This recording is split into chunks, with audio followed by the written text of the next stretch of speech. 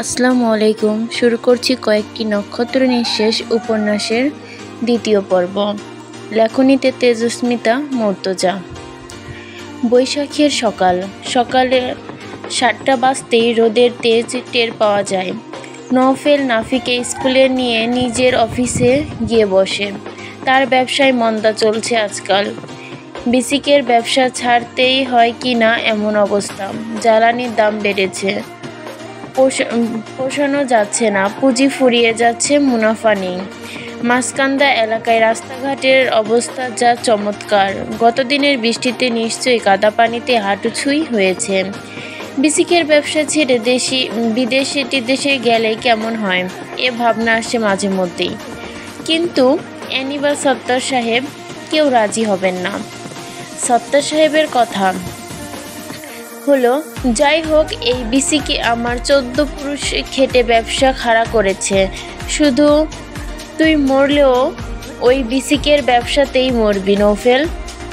আমি ব্যবসা ছেড়ে দেশের কাজ করতে গিয়ে যে নিমহারামি করেছি, তোকে তা করতে দেওয়া হবে না।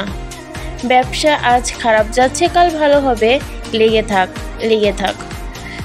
সকালে ঘুম থেকে উঠে নওফেলের সামান্য একটু ব্যায়াম করার অভ্যাস আছে। বারান্দায় একটু হাত পা নেড়ে নেওয়া আর কি।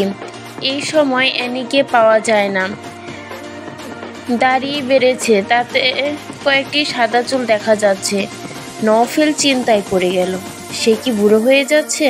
না, এত জলদি বুড়ো হবার কি আছে? সবে মাত্র 32 হলো কি নাকি একটু বেশি। এত এমন ছোট নাফি। অ্যানিও কি সুন্দর যুবতী, সে কেন বুড়ো হতে যাবে? তাহলে দাড়ির সাদা চুলগুলো দেখা যাবার কারণ কি? রেশমিকে ডেকে সে বলল, তোর ভাবিকে পাঠিয়ে দে তো একটু। রেশমি বলল, ভাবি নাফিকে ধরতে গেছে। নাফি আবার কোথায় গেল? জানি না, ভোরে উঠে ছেলে কোথায় যায়। তুমি দেখো না, আজ তোমার হচ্ছে। তুমি ঘরেই ছিলে, জানো না ছেলে কেমন বাদর। ভাবি আসুক আগে। রেশমি গটগট করে বেরিয়ে গেল। নওফেল ব্যাকুল হয়ে বসে রইল। নফি তো খাটে বসে গুঁড়ো পানি খাচ্ছিল। এর মধ্যে গেল কোথায়?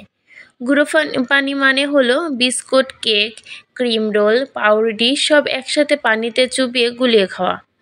এটা নাফির রেসিপি, এবং তা খেতে গিয়ে সে সারা বিছানায় বিস্কুটের গুঁড়ো ফেলে ভরে রাখে। আর অ্যানির মার থেকে তার বাঁচানোর পর্যাপ্ত পরিমাণ লোক এই বাড়িতে মজবুত আছে। নওফেল বারান্দায় বসে নাফির কান্না শুনতে পেল। ছেলেটার আবার কি হয়েছে কে জানে। দেখা গেল পেট অবধি কাদায় ভরে এসেছে। অ্যানি কান ধরে টেনে আনছে। সারা ড্রয়িং রুম নাফির শরীরের কাদায় মাখি। নাফির দাদি আজিফা পড়তে পড়তে দৌড়ে এসেছে নাফিকে বাঁচাতে। এর মধ্যে অবশ্যই পেট ভরে মার খাওয়া হয়ে গেছে নাফির। নওফেল গিয়ে ধরল ছেলেকে। অ্যানি রাগান্বিত হয়ে বলল, তোমার ছেলেকে আমি একদিন আছড়ে মেরে ফেলবো নাফির বাবা। ও আমাকে আর কত হয়রানি করাবে।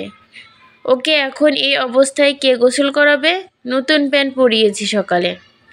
নওফেল হাসি চেপে বলল, আপনি শান্ত হন ম্যাডাম, আমি করাচ্ছি, আপনি আপনার কাজে যান। রেশমি, এক গ্লাস পানি দে তোর ভাবিকে। এনি নওফেলের বুক বরাবর এক ঘুষি মারে। ইয়ার কি পেয়েছ? ওকে যদি আমার বাথরুমে ঢুকিয়েছ, তোমার কপালে দুঃখ আছে। নতুন দুঃখ আর কি হবে? বিয়ে করে যে দুঃখ ঘাড়ে তুলেছি, ও পুরোটাই। এনি চলে গেল রান্নাঘরে। নাসিমারা কোনো দিন সকালে রান্নাঘরে উঁকি মেরেও দেখেন না অ্যানি একা কি করছে না করছে। রেশমি যাবে স্কুলে। সে একটি কিন্ডারগার্টেনে চাকরি নিয়েছে। খুবই শখ ও আনন্দের সাথে বাচ্চাদেরকে পড়াতে যায়। 8:30টায় বেরোবে। এখন তৈরি হচ্ছে, বন্ধের ভার্সিটিতে যাবে। নাফিকে তৈরি করতে হবে, টিফিন দিতে হবে। নওফেল যাবে বিসিকে। সাত্তার সাহেবও বেরোবেন।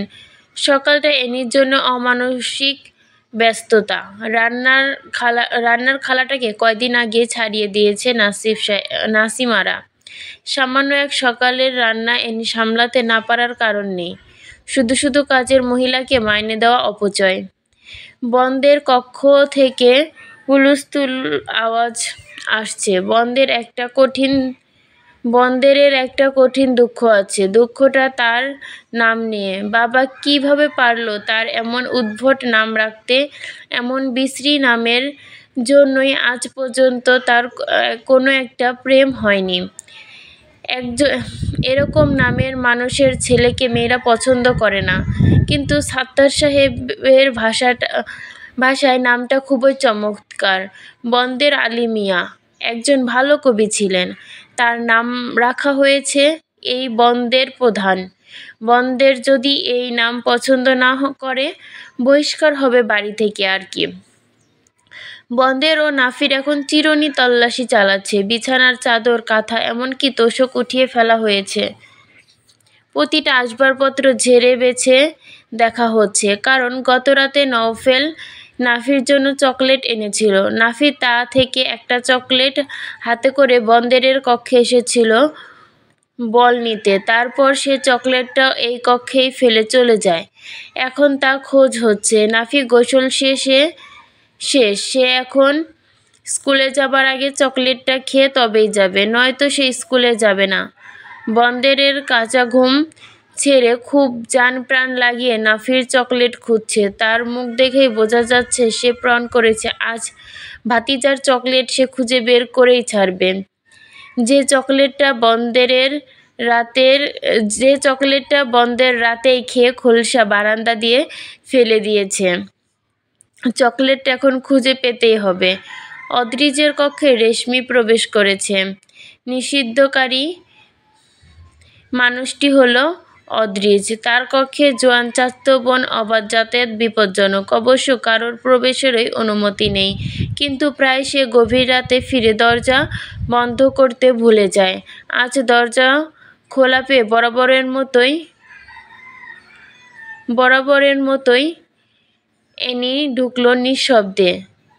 তাতেও অদ্রিজ নড়েচড়ে উঠল। এত সজাগ ঘুম স্বাভাবিক নয়। এনির ধারণায় বছরের পর বছর অদ্রিজ না ঘুমিয়ে কাটাচ্ছে। সে কখনোই ঘুমায় না, আর ঘুম নেই। এখানে হয়তো লেখিকা একটু ভুল করেছে। যেমন প্রথমে বলা আছে কি যে অদ্রিজের কক্ষে রেশমি প্রবেশ নিষিদ্ধকারী মানুষটি হলো অদ্রিজ। আবার নিচে বলা আছে কি যে এনি প্রবেশ করেছে, হয়তো উপরেও এখানে এনি হতো। আচ্ছা, গল্পে ফিরে যাই। নফেল রান্নাঘরে গিয়ে দেখল রেশমি কড়াইতে চামচ নাড়ছে। জিজ্ঞেস করলো, তোর ভাবি কোথায় রে? অদ্র ভাইয়ের ঘরে গেছে বোধহয়। কথাটা শুনে নফেলের মুখ যেন শুকনো হলো। সে কেমন এক দৃষ্টি মেলে দোতলা অদ্রিজের রুমের দরজার দিকে একবার তাকালো। রেশমি বলল, ভাবিকে ডেকে দিব বড় ভাইয়া? না থাক। শার্টের হাতা গোটাতে গোটাতে নফেল ডাইনিং টেবিলের দিকে এগিয়ে গেল। এনি জানালার পর্দা সরাতেই হুড়মুড় করে ভোরের আলো এসে অদ্রিজের মুখ পড়ে। চোখ খুলল অদ্রিজ। সে লাল টকটকে চোখে সূর্য রশ্মি পড়ে চোখ দুটো জ্বলন্ত লাভার মতো দেখায়। ওভাবে উপর হয়ে পড়ে সে রইল। এখানে রুয়াদ থাকলে এর থেকে একটি বৈজ্ঞানিক ব্যাখ্যা দিত। রাতের বেলা মানুষের মস্তিষ্কে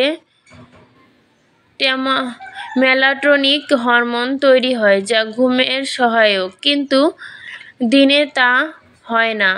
তাই যদিও মানুষ রাতে ঘুমের ঘাটতি পুরাতে দিনে ঘুমায়, তবে সেই ঘুম মস্তিষ্ক সায় দিলেও শরীর দেয় না। তাই এরকম কুচে মুরগির মতো ঝিমুতে থাকে। অদ্রিজকে সবাই ভয় পেলেও পায় না এনি, এবং সবার ধারণা অদ্রিজ এনিকে কিছু বলেও না, খুব সহ্য করে, ভাবি হিসেবে মান্য করে।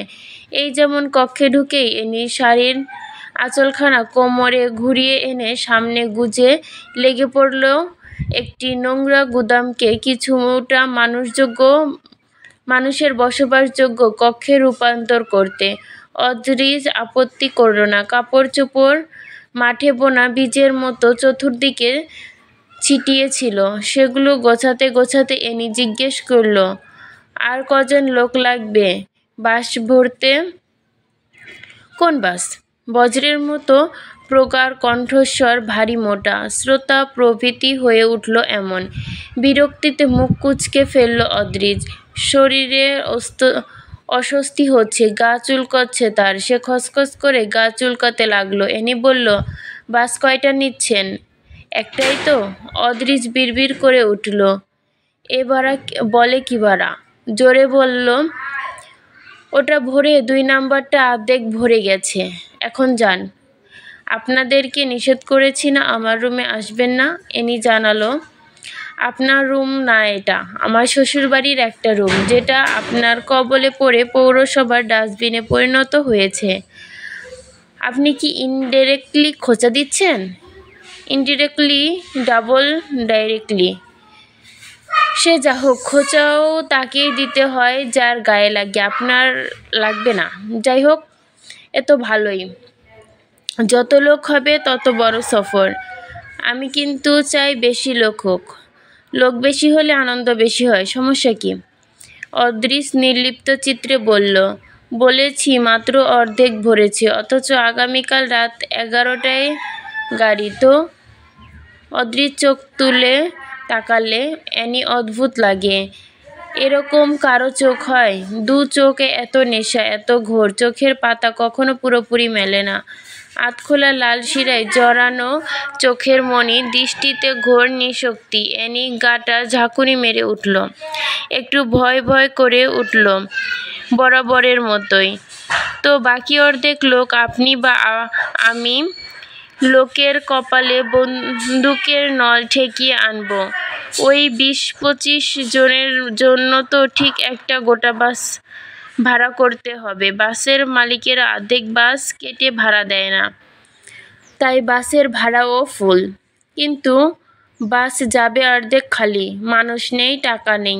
সে টাকাটা যাবে আমাদের পকেট থেকে, কারণ আয়োজন আমাদের। অদ্রিজ উঠে দাঁড়ালো। এনি বলল, বুঝলাম, তো আর লোক আসছে না? কত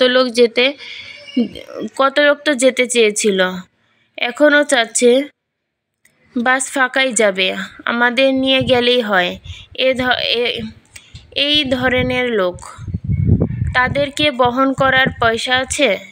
এনি হেসে বলল, তাহলে এবার মনে হয় আপনার বাড়ি গাড়ি গিয়ে ধর্না ধরা লাগবে। লোক জোগাড় করতে পারবেন তো? আপনি যাচ্ছেন সাথে? সহজ গলায় কথাটা বলে বাথরুমে ঢুকলো অদ্রিজ। এনি বলে উঠল, পাগল নাকি? আমি জীবনেও যেতে পারবো না। আচ্ছা, তো আপনি সত্যি বাড়ি বাড়ি যাবেন লোক জোগাতে? আমি এমনি মজা করে বলেছি, আমি আন্তরিকভাবে বলেছি অদ্রিজ। আপনার মুডের ওপর জিনের আছর আছে। থাকতে পারে। আপনি এত অদ্ভুত, অস্বাভাবিক একটা মানুষ। শুনেছি জিনে ধরা মানুষের মেজাজ মুহূর্তে মুহূর্তে পাল্টায়। আমি আপনাকে এক এক মিনিটে এক এক অদ্রিজ হিসেবে আবিষ্কার করি। নিঃসন্দেহে আপনার মস্তিষ্কটাই নবম আশ্চর্যের এই পৃথিবীর, কারণ বিশ্ববিখ্যাত বিজ্ঞানীরা ও এক একটা আবিষ্কারের পেছনে বছরের পর বছর সময় দিয়েছে। আপনি তা মিনিটে মিনিটে করেছেন। এখন যান, আমার রুমে আসবেন না। আমি না ডাকলে আসবেনই না। বহুবার মানা করেছি আপনাদের। বাইরে থেকে নাফির কান্নার আওয়াজ আসছে। বাড়ি থেকে এভাবে রাত দুপুরে তার চকলেট নিখোঁজ হতে পারে না। সে আজ চকলেট না খেয়ে স্কুলে যাবে না। তাকে নতুন চকলেট কিনে দিলেও যাবে না, ওটা খেলেই যাবে। কারণ সে রাতে মনে মনে অঙ্গীকার করে শুয়েছে চকলেটের সাথে।